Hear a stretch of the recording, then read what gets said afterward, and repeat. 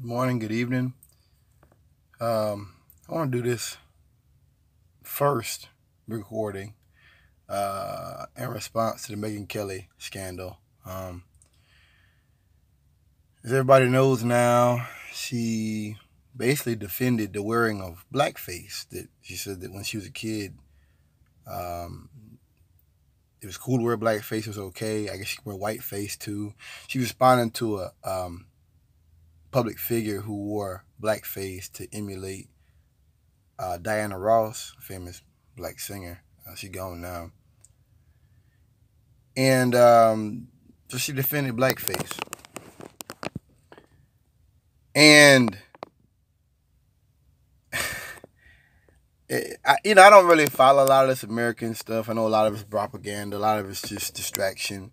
I'm looking at the shooting in Dallas, Gene Botham, looking at those kind of things. I'm looking at that guy that killed in Saudi Arabia. I'm not looking at that kind of stuff. We know the U.S. government is corrupt. We know that everybody Trump's got around him is corrupt. I don't have to look at that every day to know that. Somebody's a scumbag, they're a scumbag. Today, tomorrow, forever. But I think that her defending blackface goes back to something that I've been saying for a long time. That is that Fox News, is a very nasty, pernicious, vile propaganda agency. It's not news. Not news.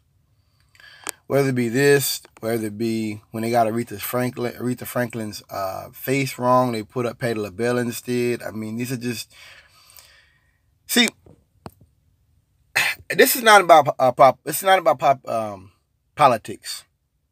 Okay, not about that at all. I talk a lot about politics. It won't be about... That's not beyond the scope of this discussion. What I'm saying to you is, when you have people who are so out of touch with black people and people of color in general, to where you don't even know who Aretha Franklin is, you don't even know who, these basic people are, it just shows how out of touch you are. And I would say further that Fox News, it's like a lot of real right-wing conservative people, they have established their narrative upon this notion that all black people are ignorant, all black people are inferior, all black people are criminals. And we know that's not true. We know that's not true, and we know that in a lot of cases, in my opinion, the Caucasian is more dangerous. And that's what the things about us being violent are belied by the facts of these white supremacist shootings. America has accepted white male rage. And I've been just wondering about that. I'll say something to people now. I do research. When I say something, I actually will research it next time you meet me, next time you see me. Whether it be, I was wondering who still supports Trump, and we know who still supports Trump. Whether it be, it's about Fox News, not a news agency. I don't follow any Western news. Let me say that first of all. Whether it be Fox, CNN, MSNBC, I watch Rachel Maddow if I catch it here and there. But other than RT and a few other ones, I don't really follow American news. America has lost the plot. I think that at some point we went down this path of no return with the war in Iraq, war in Afghanistan. Excuse me. These campaigns, we've taken a path of no return, and these white supremacists out here are basically saying, well, this is still America. And I'm saying, no, it's not. This country is sick. It's very sick. And they're showing us that every day just how sick they are. So I can't even really be mad at Megyn Kelly for the blackface thing. It's weird how now when I see these white supremacists, I don't even get offended. I don't even really get personally offended by it, because this is what they do. You understand? It's like a person that overeats, a person that does drugs. This is what they do. Okay? If you are to deal with them, you need to understand that. And I thought about this white nativism. Maybe Megan Kelly talking about back in the day how it was okay. I got a message. Whether it's Megan Kelly talking about back in the day it was okay to have blackface, or it was okay, or whether it be um, Papa John's, the CEO, talking about how back in the day they used to drag black people behind cars. I still don't understand what he meant by that. I thought that was very bizarre. Um, very bizarre to me. I didn't understand where he came from with that. Like, that's something you keep to yourself. So you go back to, you're living in a society where many of the corporations, many of the news agencies are run and anchored, and the spokesmen are the products of this racist, white supremacist state, and the time, those times where back then, yes, black folks were dragged behind cars. Yes, black folks were uh, treated to disrespect just on a regular basis for any reason. I'm not talking about the 1800s. I'm talking about 1950s, 1960s. I'm about that.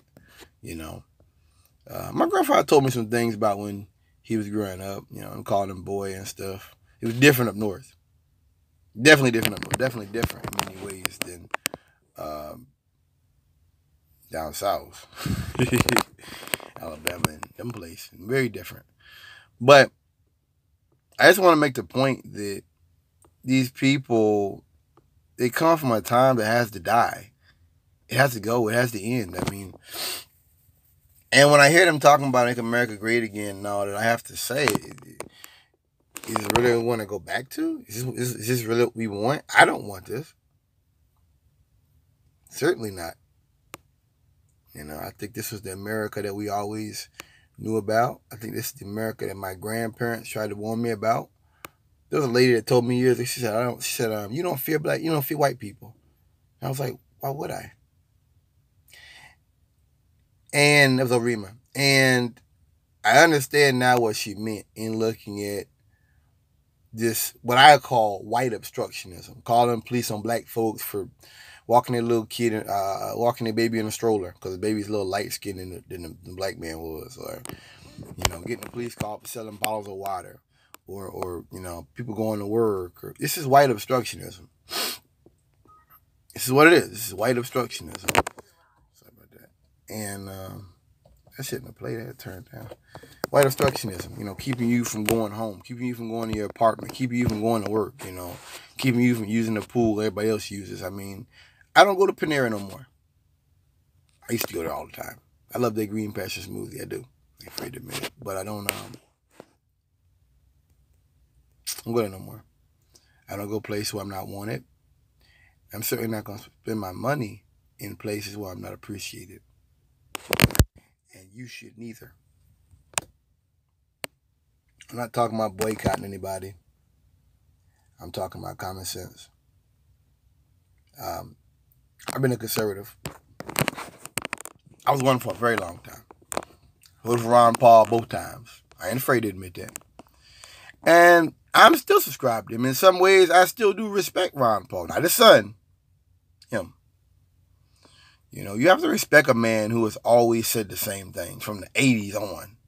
Always said the same thing in the Fed and things like that. And I agree with him on the Federal Reserve. I agree with him on the dollar. I agree with him on his desire to end the drug war. I think that this militarization of police, I agree with him on all those things.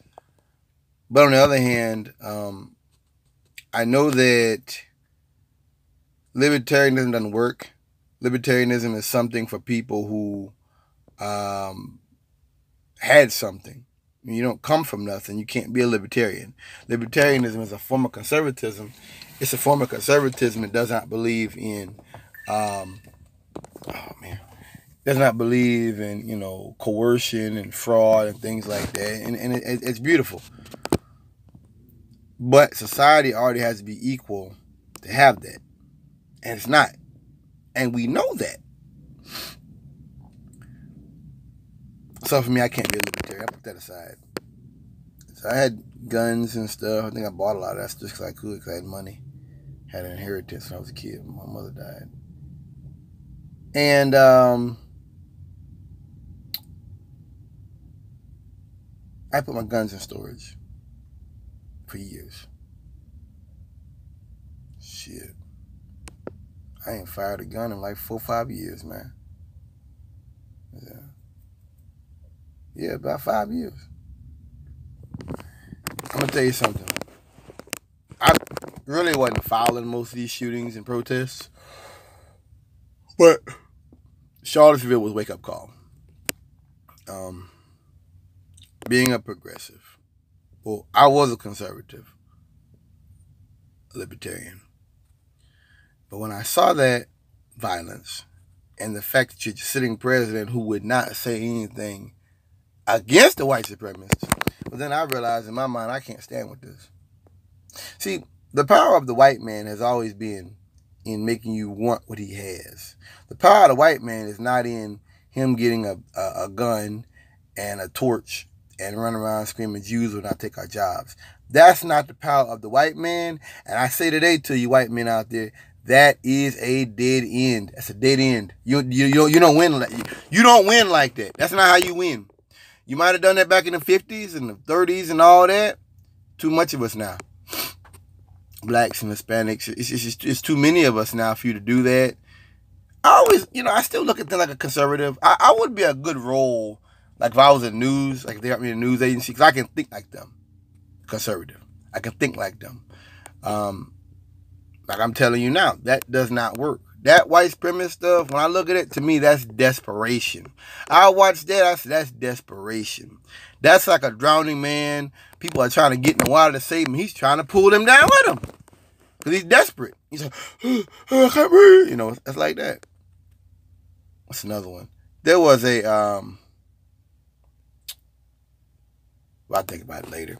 I'm just saying that stuff is counterproductive. Oh, there was a black policewoman. I don't remember her name. She was on Roland Martin's show and some other shows.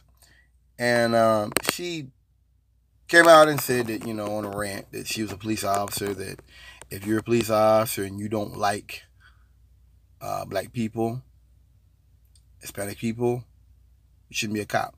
If you don't want to come, you shouldn't be a cop. If you're racist, and she was saying if she sees something wrong, she'll say something. She will say something. She had a car accident a little while later, and long story short, they fired her for some BS. Some social media policy. Well, there was no social media policy when she put the video up. So this is BS. And I thought about that, going back to Fox News, Megyn Kelly and all that. If I was conservative at Fox News, I would have took that video, I'd have paid her for it, and I'd have played that video every fucking hour. And I would say, see, all cops aren't bad. See, some of these, see, you have good cops out there too. That ain't what they did. They ignored it. They ignored it. And I said, where's Blue Lives Matters now? Where's Blue Lives Matter? Where they at? Here's a cop. Here's a cop that needs help. Here's a cop that was wrongfully fired. Where's she at? Where they at? She didn't say something bad. All she said was, F, you're a bad cop. She'll do something. It's amazing now how I look at these cases such as Jason Van Dyke case and other ones where police lie, understand, and get caught lying, and then the fraternal society defends it. I looked at I watched Vice. I don't think anybody watches Vice. I love Vice. That's one thing. When it pops up, I will watch it. If I got time, I will sit down and watch Vice. I like that show. They were talking about how, they had the protesters on one part of it, and they had the FOP on the other side. And, protesters talk like I do, like liberation and all that. And the FOP was like, well, if Jason Van Dyke, he was, Laquan McDonald, he was given multiple chances, and if he hadn't broke the law, they wouldn't have jumped on him, and this and that and the other. And I'm like, wait a minute.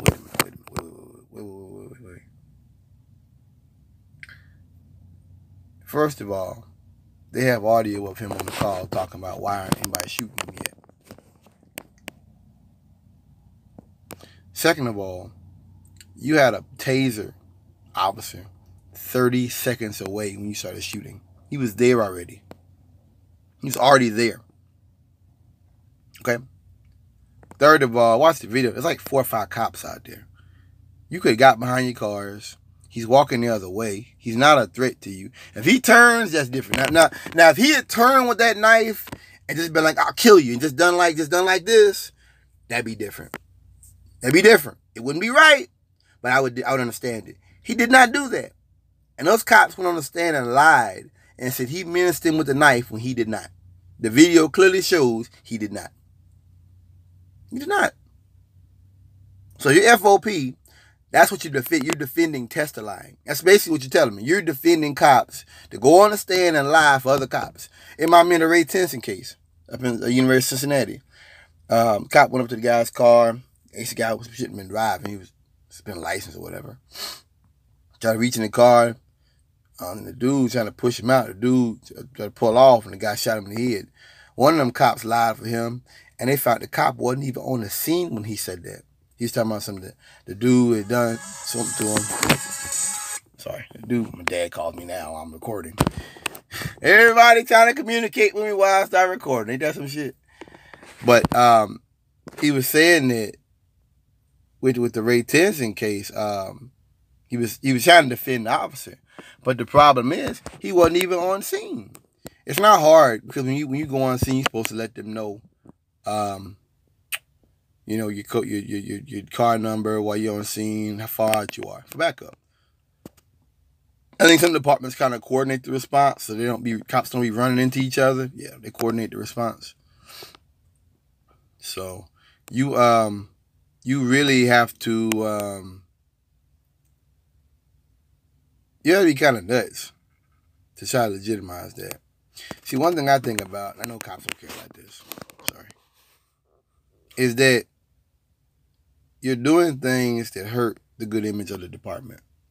When cops lie, when cops clearly lie, I'm talking about like they weren't even there to say something happened. I'm not talking about like they might not have seen the whole thing, or you don't have an argument and you show up halfway through and you don't really know what's about. And it might not be what you think it is. It might be the other person is the bad guy. And the person's arguing loud is just like, "Hey, man, give my money back." Or, "Hey, man, you know what you did that was wrong. You shouldn't have done it. You shouldn't have pushed me." And because you didn't see the whole thing, you might not have the whole picture. This wasn't that. When you wasn't even there to even see the beginning, the shots, nothing, and that to me should be termination. Because I can't trust you after that. Ray Tenson. One thing about these police shootings, let me add this, is that whether it be Michael Brown and Ferguson, whether it be they're shooting in Charlotte back in 2013, Randall Carrick, I seen him at the gym too, y'all. Whether it be the officer in Ray Tenson case, University of Cincinnati, these cops come from like the middle of nowhere. Ray Tenson was from Green Hills, Ohio. Dude, that was a fucking sundown town back in the day. Probably still is. That meant when the sun go down, your black ass better not be in that town. Okay? So, you take somebody like that. He couldn't make it with the troopers in Ohio. He couldn't make it with the actual city of Cincinnati. So he joins this little university place. He's running around here fucking people off the college campus. And then, maybe a black dude he deal with is like, not totally 100% on point, correct, legit, legal. And so now he's going to go to the gun. He's a cowboy. He's going to go to the gun. Even when there's no deadly threat facing him. He's going to go right to the gun. All the tasers in the world. All the gas, all the spray in the world, all that stuff in the world not going to save you when you're dealing with a cowboy cop. And they said Ray Tenson, they took his vest off. His vest, he had a Confederate flag t-shirt on. And the judge moved to suppress that evidence. It may not be evidence pertinent to the case, but it tells you a whole lot about the kind of man you're dealing with. He's from a sundown town. I can see with his demeanor, like, just talking down to you in that video. You can just tell if you're a black man, you dealt with cops. You know what I'm talking about. Okay, there's another one I'm thinking about. Michael Brown case. That cop comes from Jennings, Missouri.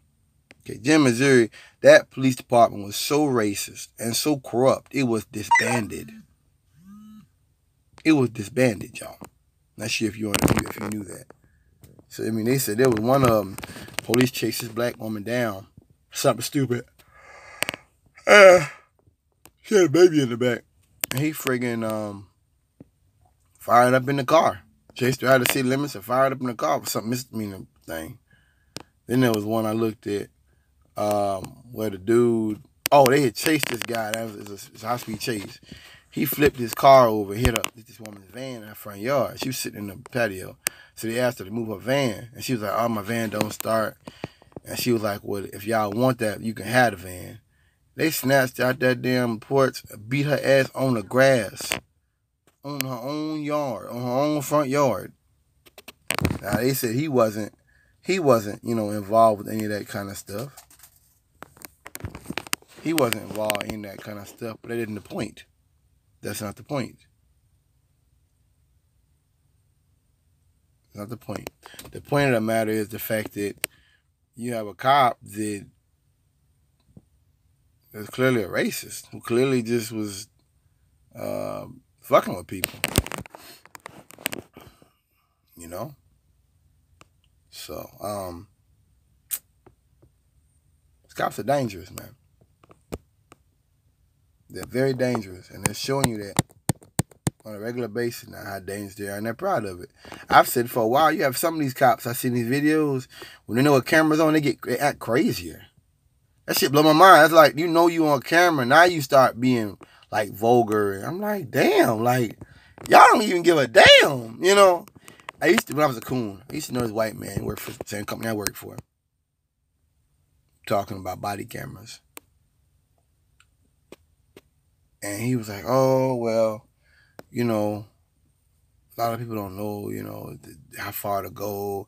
They might require people to wear body cameras off duty and this, that, and the other. First of all, you have a lot of departments where you have to hand the body camera back in when you get done with your shift. So that's not happening no time soon. That's like them making you drive a police car around off duty. You have areas where they let you use a take-home car, but you have a lot of areas where you don't even have the option to you, like a sergeant or a SWAT, a detective. They're not going to be just throwing body camera people no time soon. But I will say this. If you're carrying a department-issued firearm, you got to carry a badge. You got to carry your credentials at all times, right? Why then would you not have a body camera? My body camera, let me tell you something. I can put it on my Oakleys. I can put it on my shirt lapel, the little shirt loops. I can put it on my, like around my ear, and it be pointing like that. I can have it on my shirt, I think. Put it on your shirt. I can have it around my neck. No, that's the one around. Yeah, I can put it on the collar. You put it around underneath your collar, and it's a magnet, clips right there. Dude, it's like this one you put on your ball cap. I don't have that, but they have that too. I mean, dude, now I think the ones they have now you just put on your shirt. Mine is kind of an old one. I mean, they've got what it goes back to is this is these white men that they're just afraid of technology. They're scared of technology. They want to go back. They don't want to, so they're always going to knock technology every chance they get, even when there's no serious issue. And like whatever they're talking about, it'll be fixed next year. It'll be fixed next upgrade. They don't want to deal. They just want, well, I know when they had the first computers come out, the first computer would freeze and da-da-da. And it's like, dude, that was 10 years ago, 15, 20 years ago that happened. Like, dude, they don't even use that type of computer no more. You know what I mean? Like it's a different company. I mean, that's why I don't really discuss that with these crackers out there. Because I realize now that their ignorance does not come from not knowing. They don't care. It's like Trump. They don't care if Trump lies or fucks. I don't care about that stuff. They don't care. You're not going to teach them something they don't know. You're not going to show them something they didn't know. You're not going to blow their mind. They don't care. As long as they don't care, they're not going to want to learn. They don't want to know. I had to learn that. You're not gonna, break through with them because they don't want to be broken through to. Stop that foolishness. But yeah, if you got all that stuff, maybe you should have a body camera. But anyway, he was trying to say, oh, we don't know how far it'll go. I'm like, That's nuts. And we're seeing on a regular basis how body cameras are breaking cases. There was a cop in Georgia on CNN. I saw CNN. Black brother, it's an officer, tried to stop another black man. Black man turned around and shot him, and he had the little glasses camera, and the glass camera caught the dude's face. Now, if that cop had died, that'd have been the only evidence to convict that shooter. You see? I know cops don't care. I know cops want to be the final, I am the law. And I know they want to, I get it, man. Listen, I get it. You want to be a cowboy, I get it. But in that case, if I get killed, I would have liked to know that my assailant is going away for attempted murder of a police officer.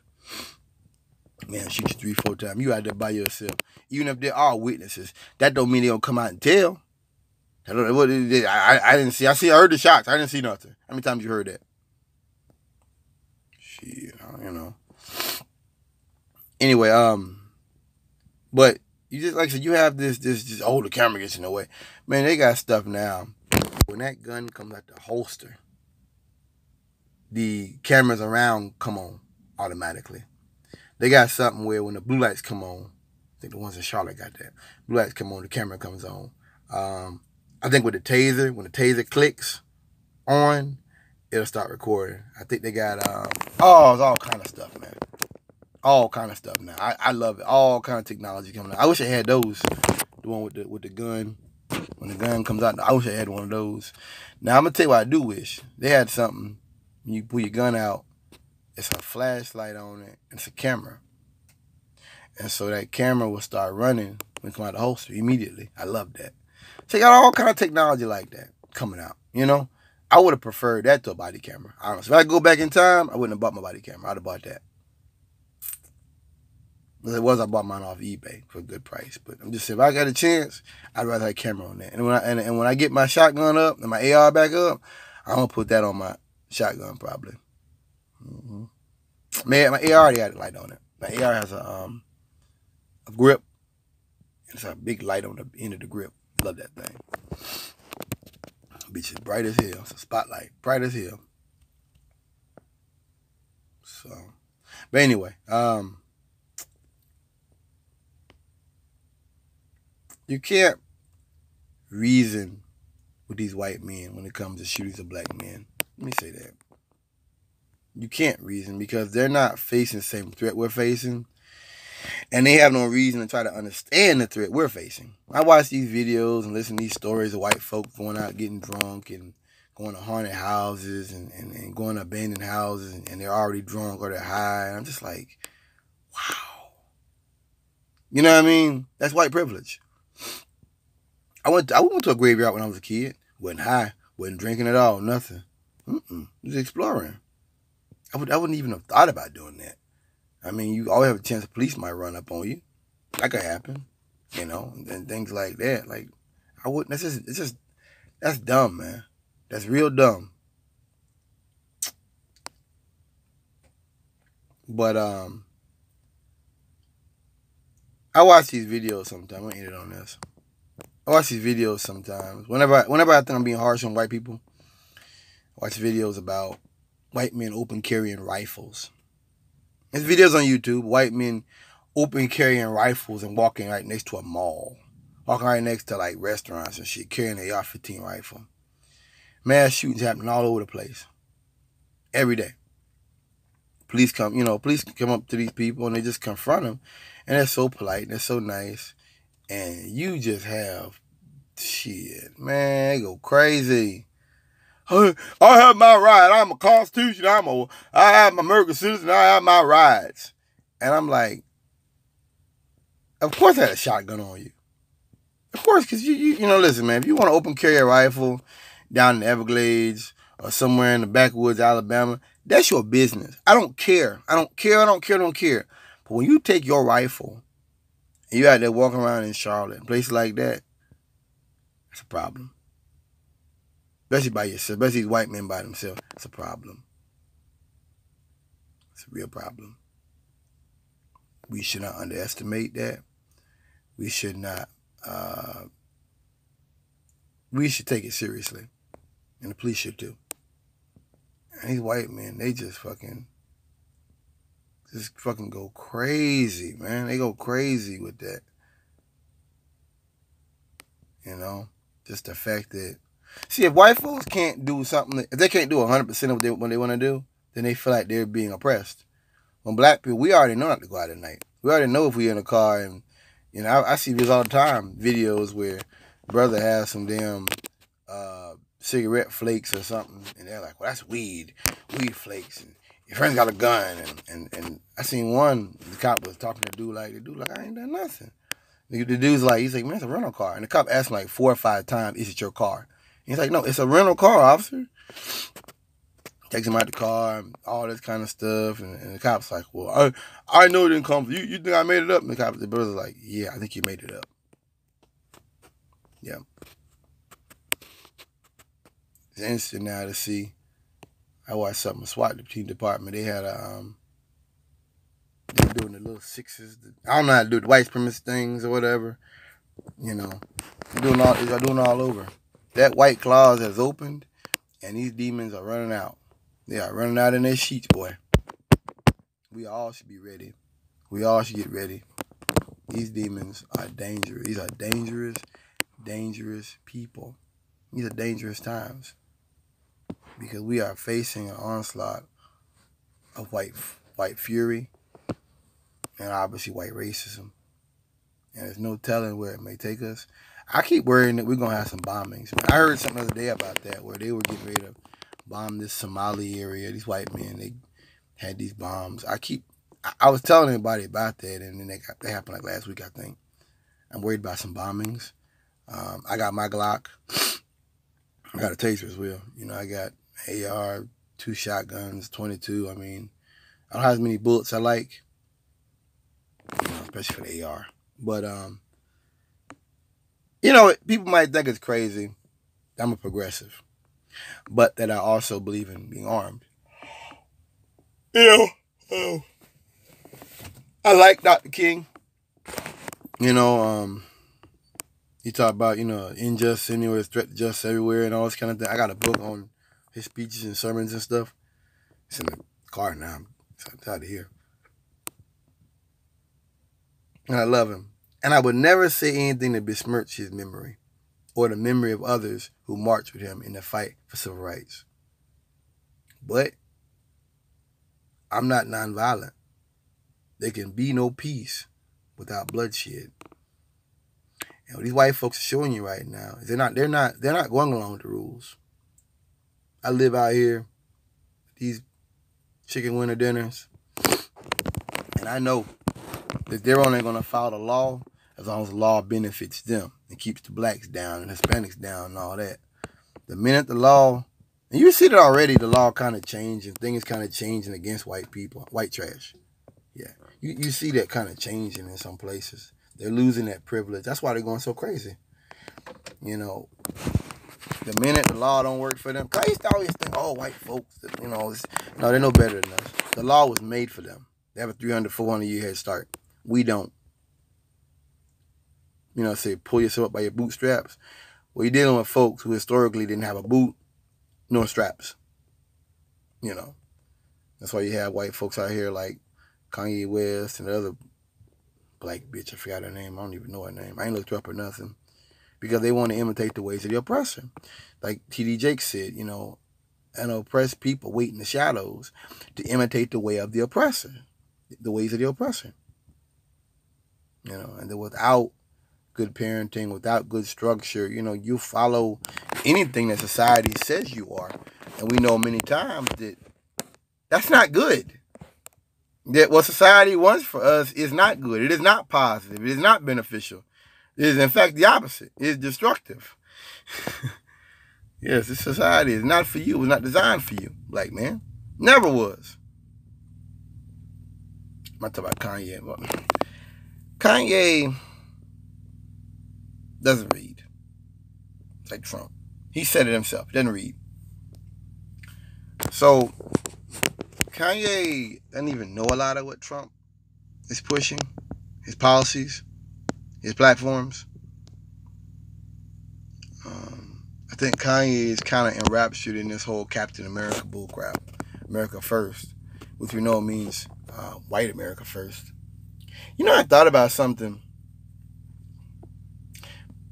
Kanye's made a bunch of comments about slavery being a choice. And, you know, Ben Carson said we were immigrants that came over on boats. I'm like, no, we were kidnapped. Kidnapping is not an immigrant. Kidnapped. Okay. That's how you know Ben Carson is done. He is just basically, he's sold out. He sold his soul. Period. And he shows you what you have to do to sell out. You have to basically disrespect your own ancestors. To say that your ancestors were immigrants. No, they were not. They were kidnapped. They were captives. They were raped, buck broken. But this goes back to that whole, what they call that stuff? Destiny, manifest destiny bullcrap the white supremacists use. That, well, this stuff happened to get us to America we have today. No. And then they tell you in the same breath that if you don't like America, you should leave. Well, my grandfather was drafted to fight in World War II. Was that patriotic? My dad fought in Vietnam. My uncle fought in Vietnam, both of them Marine Corps. Cousin was in Force Recon. The other cousin was a sailor. Was that patriotic? Don't you even fix your face to tell me we're not patriotic. We fought in the Civil War against other blacks. You tell me I'm unpatriotic for simply questioning where America, get the fuck out of here. And that's what fascism really is to where anytime anybody says to argue with you, you're not even going to discuss it with them, you're just going to get nasty. You're going to get violent. You're going to tell them they should leave. We built this country. Why would we leave? You don't want to throw everybody out. Why would I want to leave? You should leave. I'll leave when you go back to your caves in the Caucasus Mountains. I'll leave then. How about that? Go back to England. Get back on your boats and go back to England. You ain't gonna do it, are you? Okay then. Then I ain't going back to Africa. it makes it that much sense. I mean, what it is, man, it's white trash. White trash saying those kind of things, and you can't reason with base-minded people if we are to move to a desired end. As a professor, as a pastor, I forgot his name, he says that. I agree with that. He said, quote that quite a bit. I quote him quite a bit. But yeah, man, Kanye, he's not well. He's had several things in the past where he actually had to have psychiatric treatment, I think, emergency psychiatric treatment. So he's not well. He's not a well man. I find it very interesting that conservatives are so desperate now that they'll take someone like him, who's obviously not well, who does not know. See, listen, man, this ain't about you being a Republican. If you want to be a Republican, that's fine. This is about you not being well, and this is about you not knowing what's best for your people. In his little buck dancing and cooning show he did in the White House, where he's cursing and stuff, he said a lot of things that are the very opposite of Trump's platform. If Trump wanted to do those things, why wouldn't he have done them already? Don't take Kanye West to make Donald Trump do right. You know, people talking, oh, he spoke his mind. He spoke it. No, dude. No. Kanye didn't speak nothing but foolishness. Period. And there was one part where a reporter actually told him, like, hey, you know, Trump, he's actually against that. Oh, I'm sorry, boss. Went up there shaking his hand and stuff. I'm sorry. It's kind of like, you know, they say, oh, Master, oh, we sick, Master? We sick? We eating good, Master? We eating good? You know, you ain't eating nothing. This ain't your house. You know, this is nothing, but this is about the slave becoming acquainted with his master. And the slave having this connection to his master. It's a book, $40 Million Slave or something. That's it. That's exactly what it is. Kanye is, he's an embarrassment to me.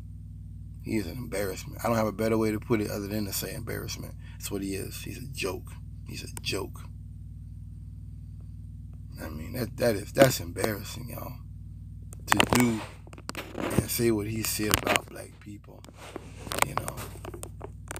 And I'll end it at that, I guess. Thank you for listening. Thank you for getting to the end of the video. This is my introductory, my first video. If it does well, I guess I'll do more. Peace.